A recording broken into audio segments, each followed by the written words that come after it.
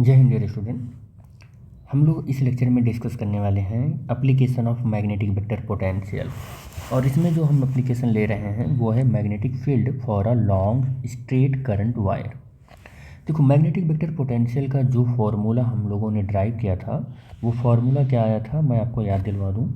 Magnetic vector potential A is equal to mu not upon 4 pi I D L upon R, ये formula आया था। ये magnetic vector potential का formula आया था जो हम लोग इससे पहले के लेक्चर में ड्राइव कर चुके हैं।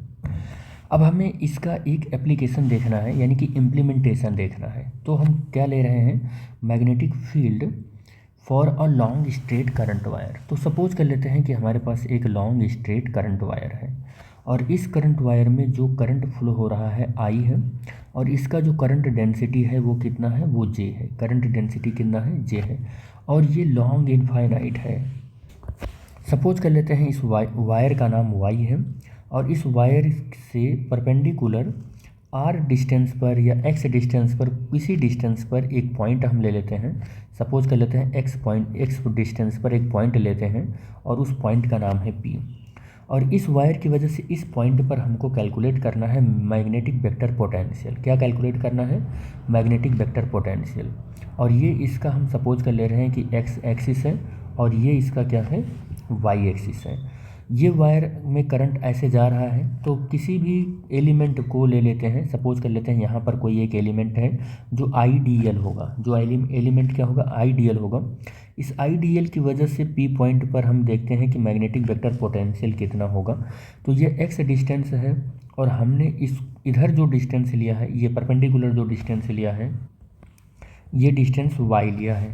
तो ये जो डिस्टेंस होगा, अगर ये आर मानकर चलूँ तो ये कितना हो जाएगा, X square plus Y square हो जाएगा। अब इस आईडीएल की वजह से, इस आईडीएल की वजह से अगर मैं इस पी पॉइंट के लिए मैग्नेटिक वेक्टर पोटेंशियल लिखूं तो यहाँ पर लिखूंगा मैं D A is equal to mu not upon 4 pi. और आई, देखो यहाँ पर आईडीएल होता है, आईडीएल होता है, लेकिन ये वाई एक्सिस में हमने ये डिस्टेंस लिया है तो मैं इसको क्या लिख रहा हूँ, आई और डी वाई लिख रहा हूँ। तो आई ये हो गया, ये हो गया आई, और ये हो जाएगा डी वाई। और अपान आर, देखो आर होता है, ये क्या होता है, आर होता है इस एलिमेंट से पी की डिस्टेंस। और इस आर की जगह पर मैं लिख रहा हूँ, क्या लिख रहा हूँ, X square plus Y square का होल पावर 1/2। देखो ये रूट को हम 1/2 लिख सकते हैं, ठीक है। और दूसरी बात, जो ये मैग्नेटिक वेक्टर पोटेंशियल है ये उस डायरेक्शन में होता है जिस डायरेक्शन में करंट जा रहा होता है, यानी कि डायरेक्टेड अलोंग द करंट। हम ऐसा लिख सकते हैं इसको, डायरेक्टेड किधर हो जाएगा, directed along the current, along the current. क्यों अलोंग द करंट होगा, ये भी हमको देखना है।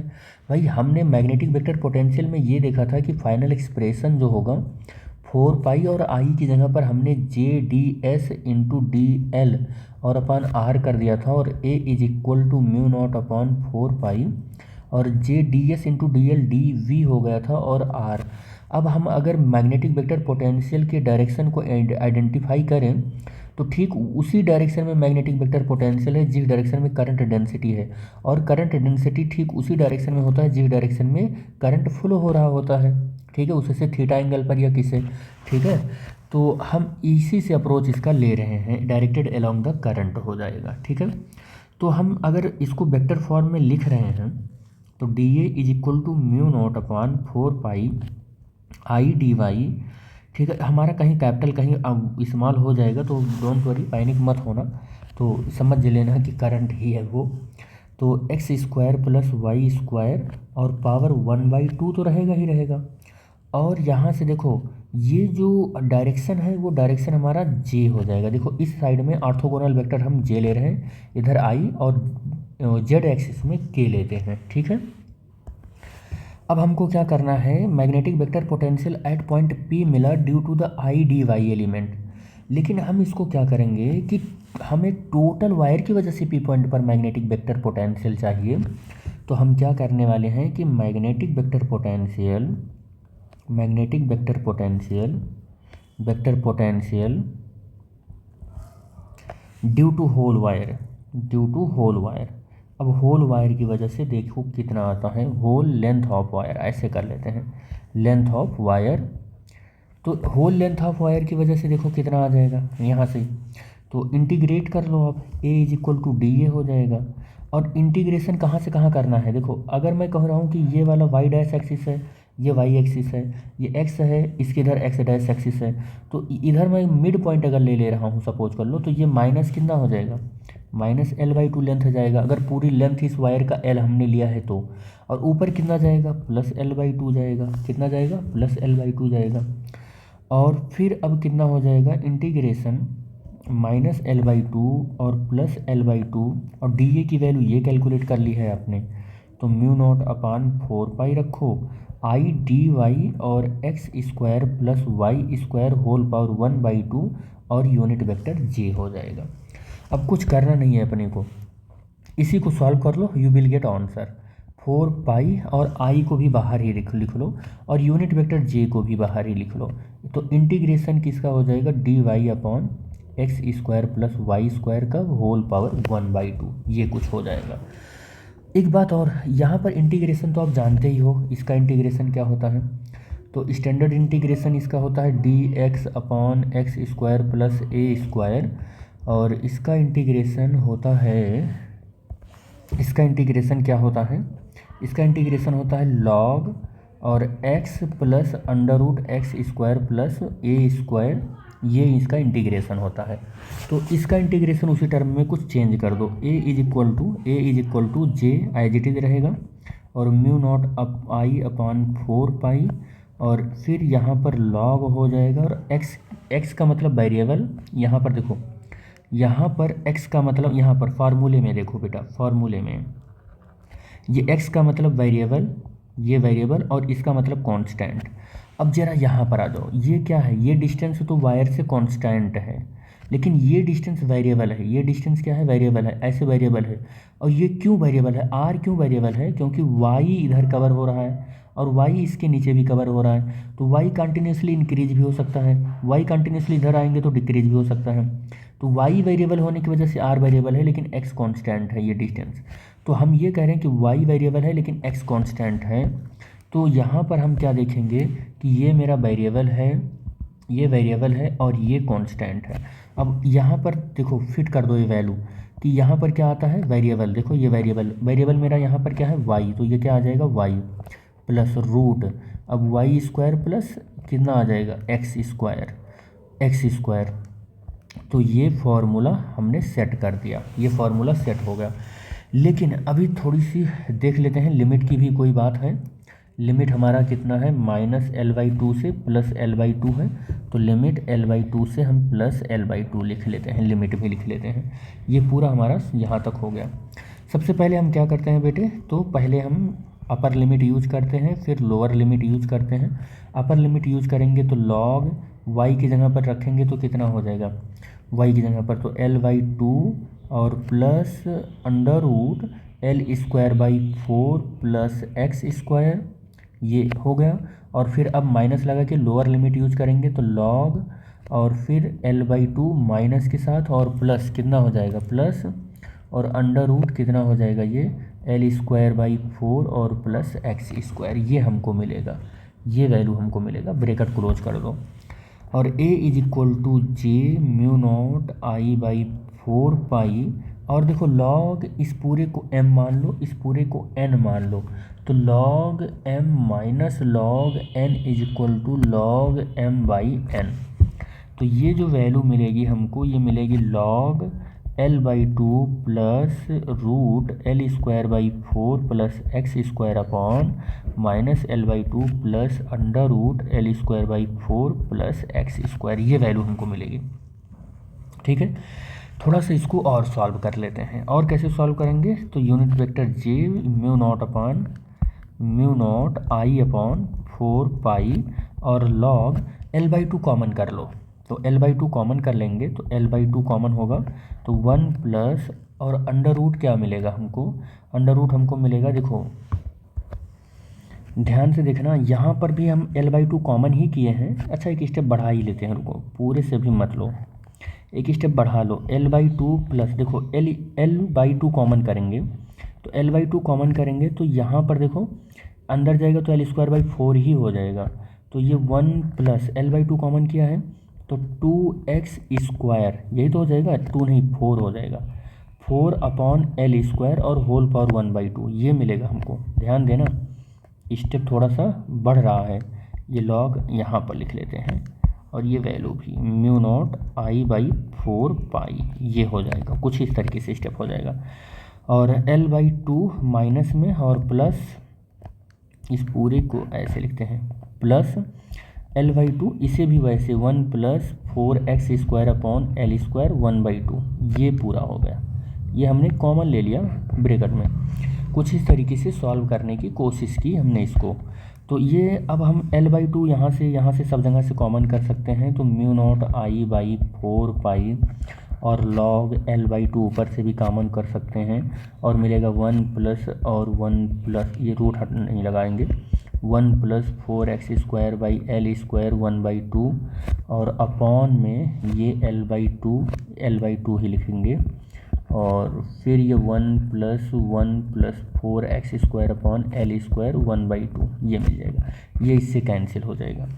एक चीज़ और देखना है हमको ज़रा, एक चीज़ यहाँ पर देखो, ये वायर के लेंथ में x बहुत छोटा है, x बहुत ही ज़्यादा छोटा है वायर के लेंथ में, तो L² के रिस्पेक्ट में x² और भी छोटा हो जाएगा।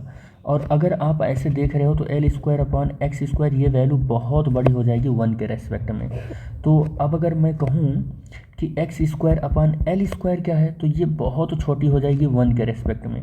तो ये वैल्यू क्या है, नेग्लिजिबल है। ये वैल्यू क्या है, नेग्लिजिबल है, नेग्लिजिबल है। ठीक है, तो अगर ये वैल्यू नेग्लिजिबल है तो इसको हम लोग एलिमिनेट करेंगे अपने स्टेप में से।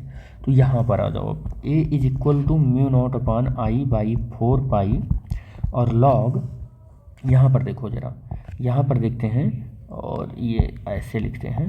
देखो ये 1 है और ये प्लस है, यहाँ 1 प्लस, देखो 1 प्लस x⁴n का फार्मूला लगाएंगे, 1 प्लस nx प्लस nn-1 ऐसे स्टेप जाता रहेगा। लेकिन यहाँ देखो x²/L² है जो कि 1 से बहुत ही ज़्यादा छोटी है, तो इसके हाइयर टर्म को हम छोड़ देंगे। जब हाइयर टर्म को छोड़ेंगे तो केवल एक स्टेप आएगा यहाँ, तो 1 प्लस कितना आ जाएगा, देखो 1 प्लस 4x² आ जाएगा, ये वैल्यू आ जाएगी यहाँ पर।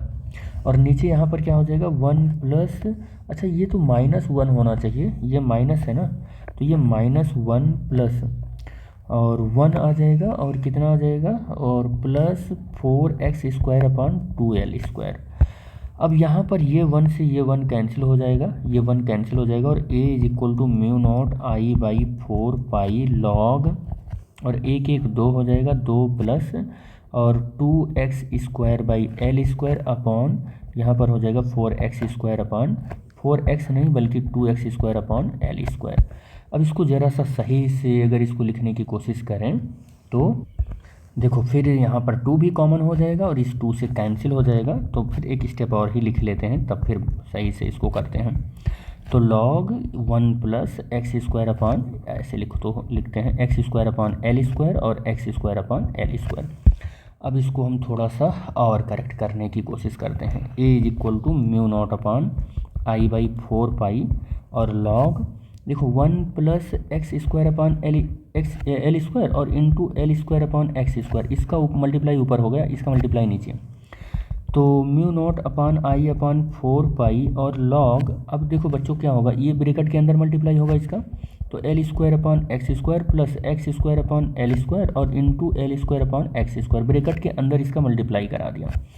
ये इससे कैंसिल हो गया। अब क्या बचा अपने पास, μ0I/4 और log, देखो इसकी जगह पर 1 बचा, 1 पहले लिख लेते हैं और इसको बाद में लिख लेते हैं, L² प्लस x², ये ब्रैकेट हमारे पास बच गया।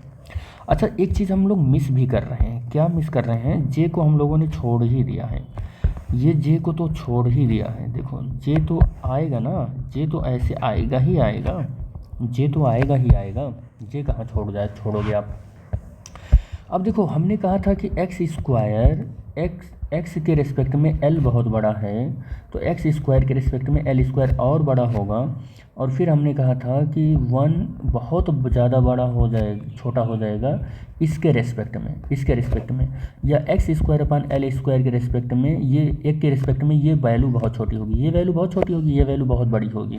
अब यहाँ पर देखो L square by x square है, एक के रिस्पेक्ट में क्या है, बहुत बड़ी वैल्यू मिलेगी। तो एक को भी हम यहाँ से एलिमिनेट कर देंगे।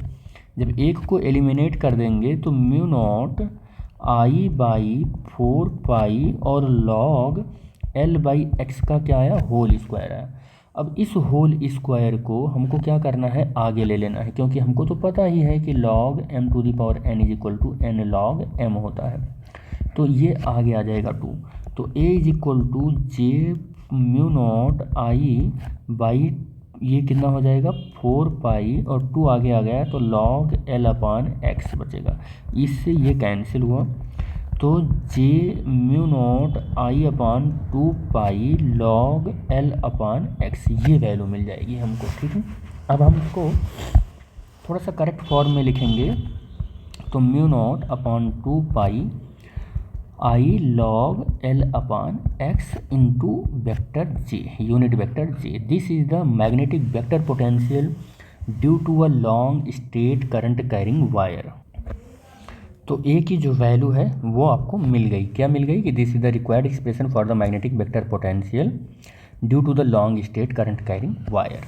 अब अगर आपको मैग्नेटिक फील्ड इंडक्शन बी मालूम करना हो तो कैसे मालूम करोगे, तो मैग्नेटिक फील्ड इंडक्शन के लिए ये फॉर्मूला होता है B is equal to curl of ए।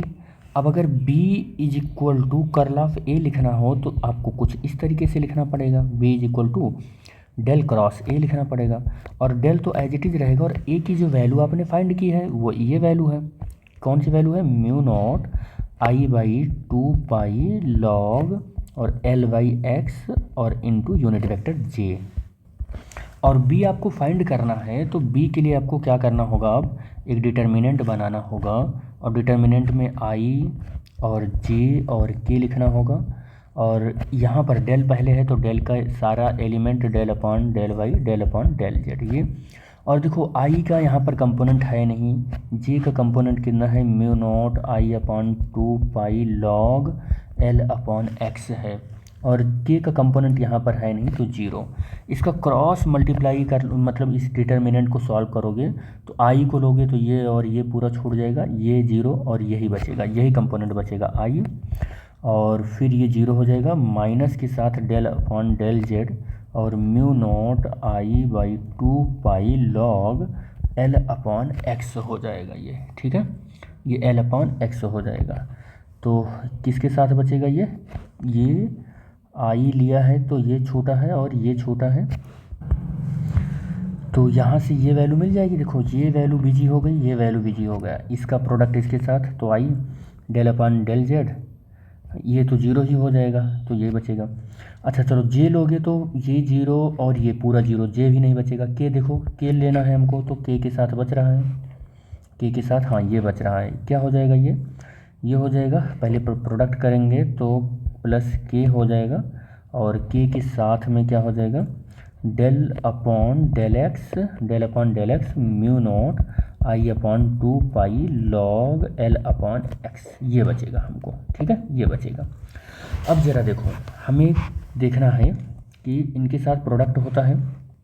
ठीक, तो अब जेड यहाँ तो है नहीं, जेड यहाँ पर नहीं है तो ये वाला पूरा टर्म हमारा 0 हो गया, ये वाला टर्म पूरा हमारा क्या हो गया 0 हो गया, क्योंकि यहाँ डेल जेड के रिस्पेक्ट में करना है ना, डेल जेड के रिस्पेक्ट में, और यहाँ देखो एक्स के रिस्पेक्ट में करना है, यहाँ पर एक्स है तो ये पूरा टर्म 0 हो गया। तो b इज इक्वल टू क्या मिलेगा हमको, b is equal to mu not I by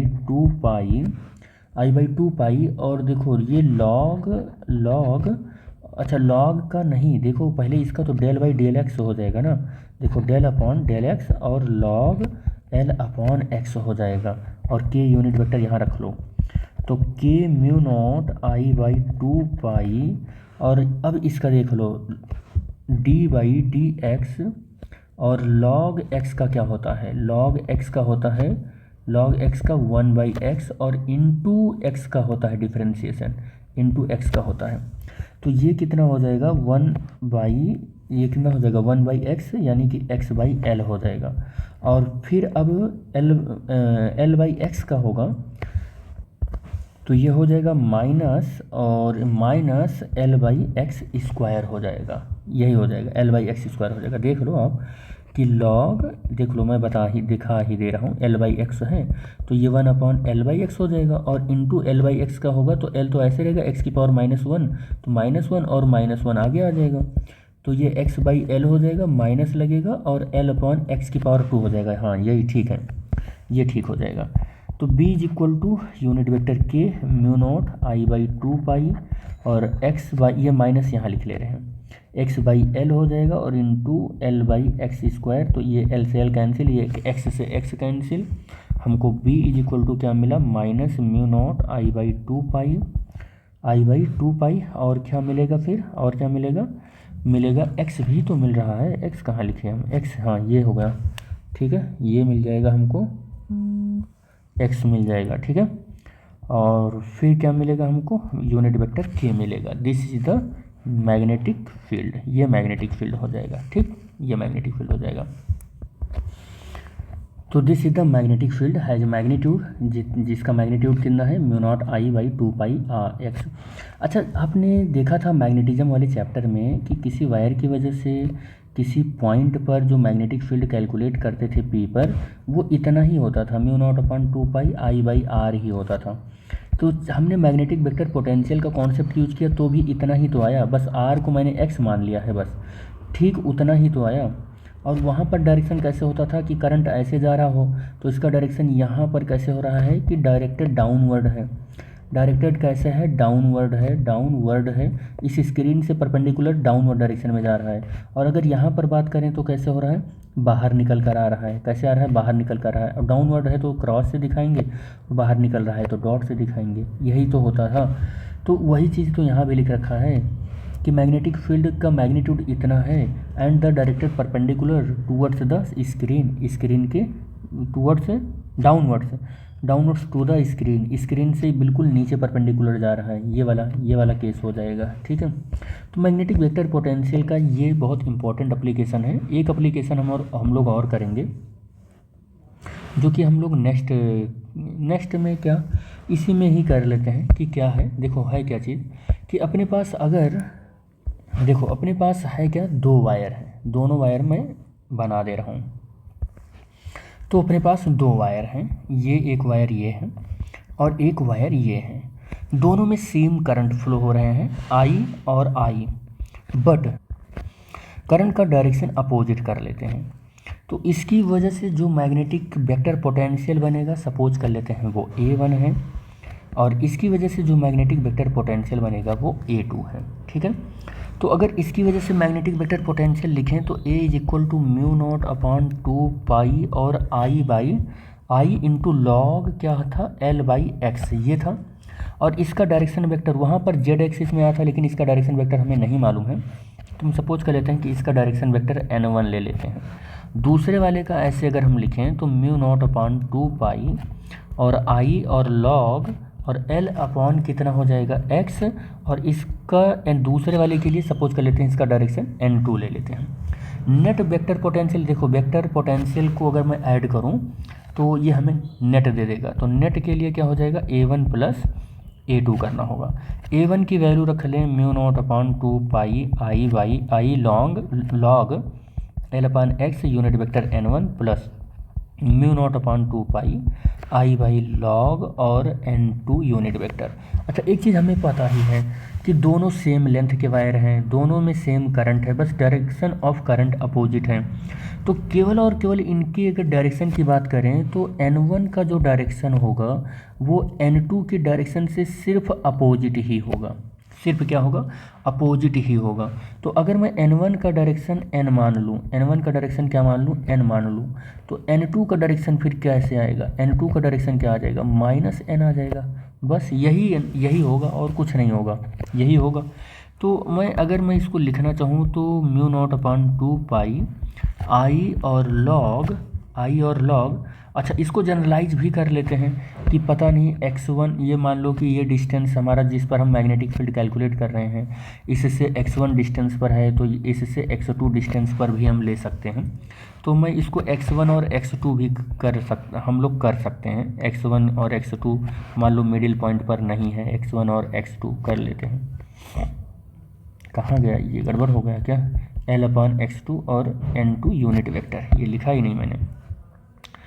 तो μ0/2 इंटू आई कॉमन हो गया, तो log, और यहाँ पर देखो ये ऐसे लिख लेते हैं μ0/2 आई और log L/x1, और n1 की जगह पर मैं n यूनिट वेक्टर लिख रहा हूँ, और प्लस μ0/2 और log और L/x2, और यूनिट वेक्टर यहाँ पर क्या लिख रहे हैं, -n लिख रहे हैं कैप, ठीक है, -n कैप लिख रहे हैं। अब क्या करना होगा, सारा तो चीज़ कॉमन ले लिया है, कॉमन नहीं लिया अभी, 2 और आई ये कॉमन ले लो। अब क्या बचेगा, log बचेगा L/x1 माइनस log और L/x2 हो जाएगा, और यूनिट वेक्टर n कॉमन ले लेंगे, और log m minus log n कितना होता है, n कितना होता है, ये log m/n होता है। यही फॉर्मूला यहाँ पर लगाना है, तो ये मिल जाएगा हमको, क्या मिलेगा, log L/x1 अपॉन L/x2 और यूनिट वेक्टर n मिलेगा, ठीक। तो μ0/2 आई, और यहाँ से L से L कैंसिल हो जाएगा, हमको क्या मिलेगा, log x2 अपॉन x1 और यूनिट वेक्टर n मिलेगा, ठीक है, ये वैल्यू हमको मिलेगी। तो this is the required magnetic vector potential to parallel wire का, और आप एम्पियर सर्किटल लॉ में देख लो कुछ ऐसे ही मिलता था, बस इसमें एक एडिशनल चीज़ आ गया log, ठीक है। तो ये हमको मिल गया। तो 2 एप्लीकेशन हो गए इस तरीके से मैग्नेटिक वेक्टर पोटेंशियल के, ठीक बेटा।